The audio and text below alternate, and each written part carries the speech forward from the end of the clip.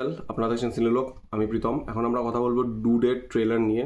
প্রদীপ রাঙ্গানাথনের তার যে জোন, সেই জোনেরই সিনেমা সে বানাচ্ছে এবং সেই জোনেই সে ভালো সিনেমা বানাচ্ছে। তো কথা যদি আমাকে ট্রেলার থেকে বলতে হয়, তো ট্রেলারের গল্পটা অ্যাজ ইজ খুবই সিম্পল। যে ট্রেলারের মধ্যে আমরা দেখতে পাচ্ছি প্রদীপ রাঙ্গানাথন এবং মমিতা বৈজয়ী ক্যারেক্টারটা দুজনে ছোটোবেলার ঘনিষ্ঠ বন্ধু। তাদের দুজনে একে অপরের প্রতি একটা মানে না বলা একটা পছন্দ করা দুজনের প্রতি একটা আছেই।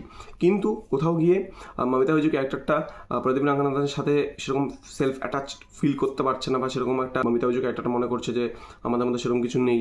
সেখান থেকে প্রদীপ রাঙ্গানাথনের একটা হার্ট ব্রেক হচ্ছে এবং একটা ইমোশনাল কনফ্লিক্ট আসছে, এবং তারপরে কী হচ্ছে গল্পটা, সেটার উপরেই আর কি পুরো সিনেমাটা হবে আর কি। কারণ আমরাও সেরকমই একটা আমরাও সেরকমই একটা লোয়ার মিডল ক্লাস ফ্যামিলির ছেলে, এবং আমরাও স্কুলে ওরকম জিনিসপত্র করেই বড় হয়েছি। তো আমরা খুব ইজিলি রিলেট করতে পারি প্রদীপ রাঙ্গানাথনের যেই ওয়ার্ল্ডটা হয়, ওয়ার্ল্ডের ক্যারেক্টারগুলোর সাথে আমরা খুব রিলেট করতে পারি। অ্যান্ড এখানে অনেক মেটাফর রয়েছে।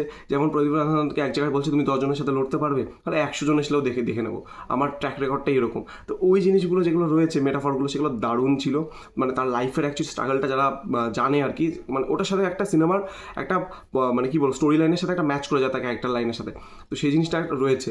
এবং এডিটিংগুলো খুবই একটা মানে কী বলবো কালারফুলিশ হয়, খুবই একটা কমিক টাইপের একটা এডিটিং থাকে, সেগুলোও দেখতে ভালো লাগে। এবং সেটা যেভাবে সে সিনেমার মধ্যে রাখে, এবং এই সিনেমার যে ডিরেক্টর কীর্তি বিশ্বরণ, সে ডেবিউট করছে।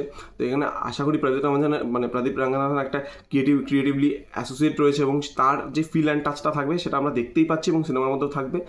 স্পেশালি আমি প্রদীপ রাঙ্গানাথনকেই দেখছিলাম, মানে তার যেই মানে সে আর কি ট্রেলারটার একদম মানে এমন চার্ম যে বাকি যদি কোনো কিছু মানে ভুলভ্রান্তি থেকেও থাকে, সেই জিনিসগুলো চোখে পড়ছে না। এবং সিনেমার মধ্যে কিছু অ্যাকশন দৃশ্য দেখলাম, যেগুলো যেভাবে স্টেজ করা, কোরিওগ্রাফ করা, দেখতে দারুণ লাগছে। এবং আলটিমেটলি সিনেমার মধ্যে আরও ভালো লাগবে আশা করি।